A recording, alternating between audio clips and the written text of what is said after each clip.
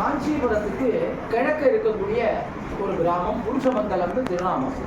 அதுக்கு இப்போ தற்காலத்தில் பேட்டைன்னு சொல்றாங்க. அந்த இடத்துல தான் முதலியாண்டாருடைய திருவவதாரம். அங்கே அனந்த நாராயண தீட்சிதர் என்று ஒரு சுவாமி. இவர் அந்த மாதூர புத்தகத்தில் அவதரிச்சவர் தான். அவருக்கு பூமி நாச்சியார் என்று எம்பெருமானாருடைய திரு தமக்கையார் தான் தேவிகளா இருக்காங்க. அவ ரெண்டு பேருக்கும் அவதரித்தவர் தான் முதலியாண்டார்.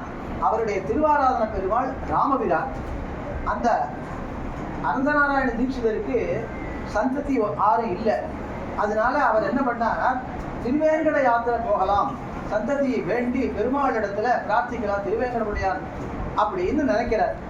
அப்பொழுது இவருடைய திருவாராதன பெருமாளான ராமபிரான் சொப்பனத்துல சேவை சாதித்து, நாமே உமக்கு புத்திரனாக அவதரிக்கிறோம் என்று திருவேங்கட யாத்திரை போவாண்டானே அவர் நியமிக்கிறார். அப்படியே சில காலத்துல அந்த திருவயிறு வாய்க்கிறார் அவருடைய தேவிகள். அதற்கு பிறகு கொஞ்ச காலம் கழித்து முதலியாண்டாருடைய திரு அவதாரமானது. அப்போ எம்பெருமானார் தாமே எழுந்தருளி அந்த குழந்தையை கடாட்சிக்கிறார். கடாட்சித்து இப்போ தகப்பனார் முதலே இவருக்கு தாசரதி திருநாமம் காத்திருக்கிறார். இவர் எழுந்தருளி எம்பெருமானார் எழுந்தருளி முதலியாண்டான் என்று ஒரு திருநாமம் சாத்துகிறார்.